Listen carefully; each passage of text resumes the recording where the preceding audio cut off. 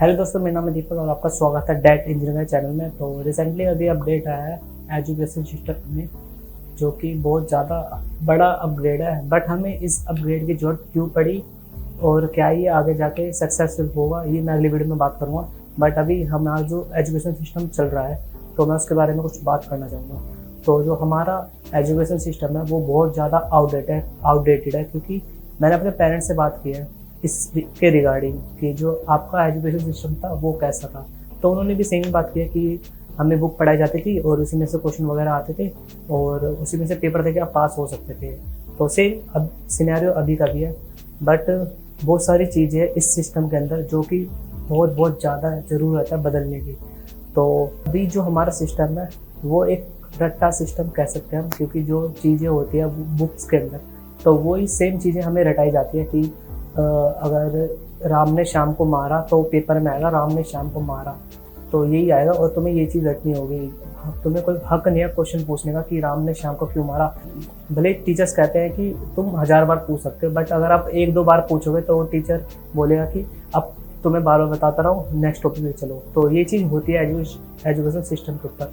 तो most parents चाहते हैं कि उनके बच्चे प्राइवेट स्कूल में जाएँ और वहाँ पे जाके हायर एजुकेशन लें।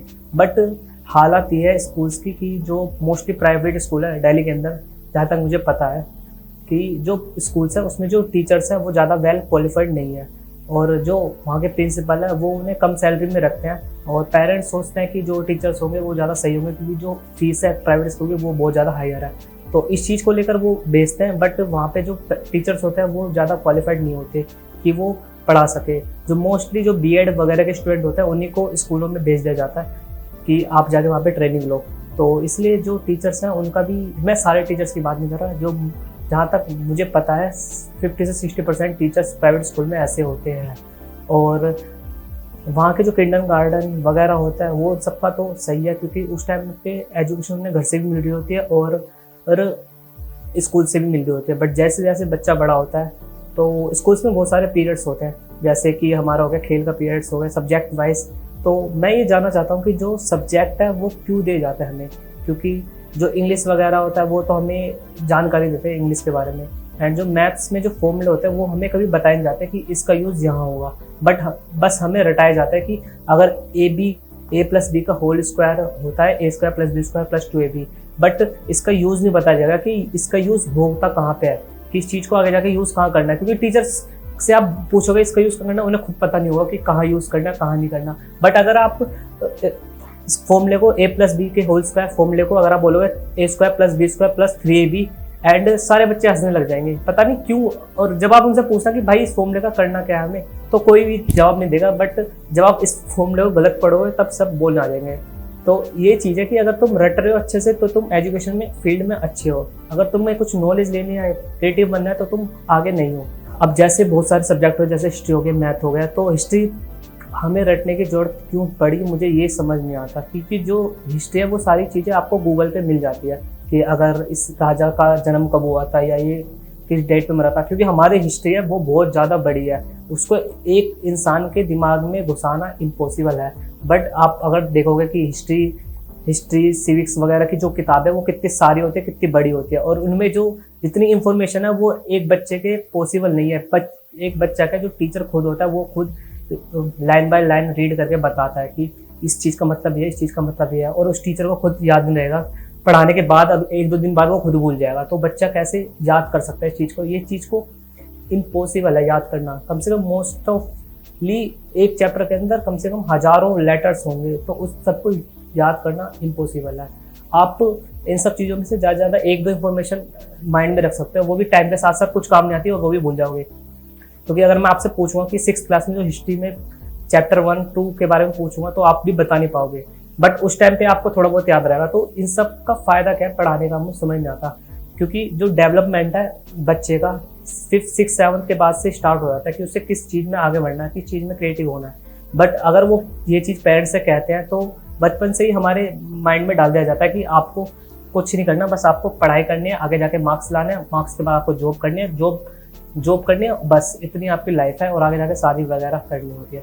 तो बट इसमें आपका जो माइंड है, क्रिएटिव माइंड के बारे में कोई बात नहीं करेगा, बिल्कुल भी, ये फैक्ट है। चाहे आप खुद सोच सकते हैं या अपने पेरेंट्स से जाके पूछो ये बात कि पापा मैं करना क्या है, मुझे इस एजुकेशन में आगे जाके करना क्या है, तो वो भी आपको ये बात बोलेंगे बेटा कुछ नहीं करना, बस खाली आपको पढ़ना है, मार्क्स लाना है अच्छे, और आपको कहीं जॉब मिल जाएगी तो जॉब लेना। तो मैं जॉब के पॉइंट पे भी आगे आऊँगा कि जॉब कैसे ली जाती है और किस तरह से आपका माइंड सेट किया जाता है जॉब को लेकर। तो अगला एक सब्जेक्ट है संस्कृत। तो संस्कृत हमारी जो लैंग्वेज है वो बहुत पुरानी है, जैसा कि हम सब जानते हैं। एंड जो बच्चे होते हैं जिनके 90+ आते हैं, तो उनसे आप बात करोगे कि भाई संस्कृत में कुछ बोल के दिखा, तो वो भी 10 मिनट के लिए चुप हो जाएगा बंदा कि भाई संस्कृत का काम क्या आगे जाके। तो वही टीचर से अगर आप पूछोगे मैम इन सबका काम है, तो मैम सीधा ही बोलेगी कि आगे जाके आप टीचर बन सकते हो बस, क्योंकि इसमें आगे जाके कोई स्कोप नहीं है इस टाइम संस्कृत में। बट वही चीज़ है ना कि अगर आपको सब्जेक्ट रटाना है तो आपको कोई सा भी सब्जेक्ट मिल जाएगा, चाहे संस्कृत हो, पंजाबी, उर्दू वगैरह ये सब बेसिकली लैंग्वेज है, बट इनका हवा बना के रखा हुआ है हमारे एजुकेशन सिस्टम में। और जैसा कि हमारे जैसे लाइक हो गया गेमिंग पीरियड और ये सब पीरियड होता है, तो जो बहुत सारे टीचर्स होते हैं वो क्या करते हैं कि जो गेमिंग पीरियड को एज अ एडिशनल पीरियड समझते हैं अपने सब्जेक्ट के लिए, क्योंकि मोस्टली एक हफ्ते में हमें एक ही पीरियड मिलता है गेमिंग का, बट उसमें भी कोई टीचर को अपना कोर्स कंप्लीट कराना तो उस पीरियड को लेके वो कोर्स कंप्लीट कराने चला जाता है। तो इसमें जो क्रिएटिविटी स्किल्स है वो बच्चे की रह जाती है।